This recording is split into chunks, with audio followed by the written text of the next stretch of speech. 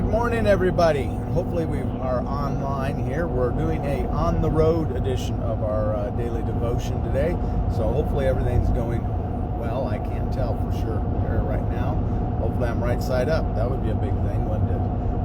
Anyway, good morning. It is January 23rd, and it's a Saturday morning. And we are going to be taking a look at a bigger bite of Scripture today than normal, probably. We're looking at chapter 20 of Luke's Gospel.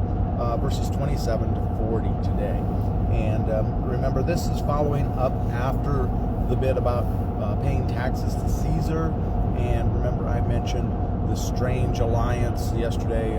In Luke's Gospel, it just says spies, but in Matthew's Gospel, it tells us that those that come to Jesus about the paying taxes to Caesar are the Herodians and the Pharisees. And that's such a strange combination of different ideas, different theologies there. But today we have the Sadducees coming to Jesus, and they're even stranger. So it's an even stranger alliance to have the Pharisees and the Herodians and the Sadducees together. Interestingly enough, there doesn't seem like there's any information in Scripture that any of the Sadducees followed Jesus, at least not originally, which is really interesting. But nonetheless, the Sadducees have come to him, and much to the chagrin and the dismay, I suspect, of the Pharisees, the question that they present to Jesus to try to discredit Jesus is about the resurrection. Now, the Pharisees did not, or the Sadducees rather, their theology only accepted the first 5 books of the Torah, the Pentateuch, and because of that, they dismissed the whole idea of the resurrection entirely. There was no concept of heaven or hell, and for that matter, in Sadducees' theology, they would have been accepting things that would have definitely predated the exile into Babylon.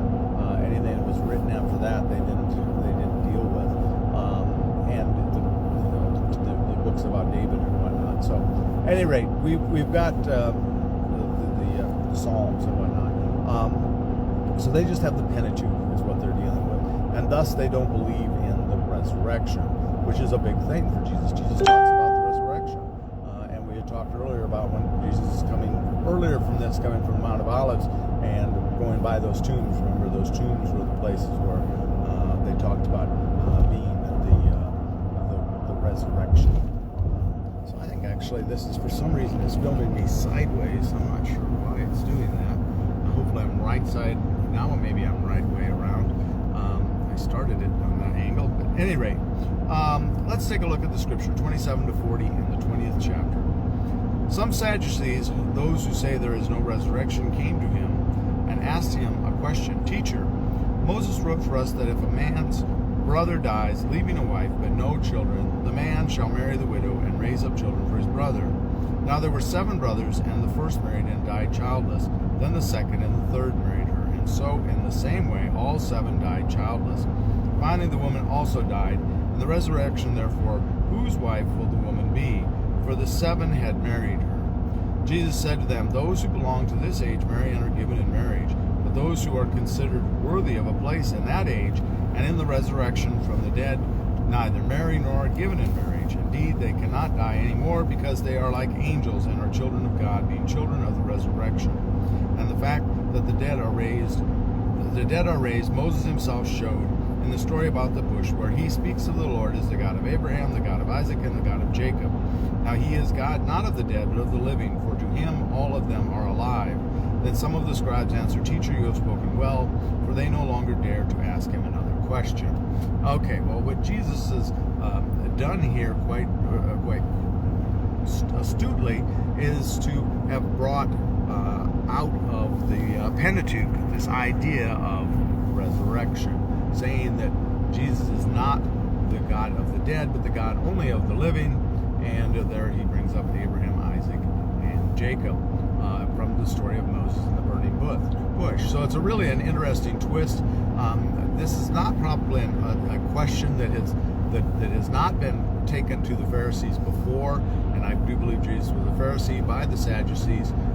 So the Pharisees may have been in the strange position of, after having felt defeated by Jesus in the previous exchange, to all of a sudden going, oh gosh, wow, he just bested the Sadducees with an argument that they've been using against us for a long time, and we haven't come up with a valid argument against. So here Jesus has turned it on them with the whole idea about the giving in marriage. And the reason for that was about the fact that there was a Jewish tradition that if a man died without a child, male heir, without a child, but especially without a male heir, someone to give his to inherit his goods and his name, then the brother was supposed to marry the wife to provide a son for his brother. So, and that was where all that came out of. But the point here, I guess, we walk away from this in a quick on the road devotion, which I'm not sure I can really give this. It's just due in a quick devotion, but is that there are many things we don't really understand. The resurrection is one of those things we don't have a real good grasp on. We do know from Paul's teaching that the resurrection body is nothing like the physical body that we have today. The resurrection, how we live in the resurrection, what Jesus is telling us here, is different than how we live in the resurrection now, or in this current age now. So it reminds us that there's many things about God, many things about the things to come that we just don't know, and that we aren't going to know until that time. And so it's a reminder that we just have to understand that God is true to His Word, that God will do what He will do, and that we have to have faith. And so it is, to me, this is a story of a reminder of having faith in spite of the fact that we just are not privileged privileged to prior knowledge of what's going to come. So with that, I'm going to let you go for today, because it's a quick devotion because we're on the road. But please do have a blessed day today, and please join us tomorrow as we have church tomorrow morning at 10, either online or come and join us at the sanctuary at Woodlawn in Lake City. All right, have a blessed day, and we'll see you then.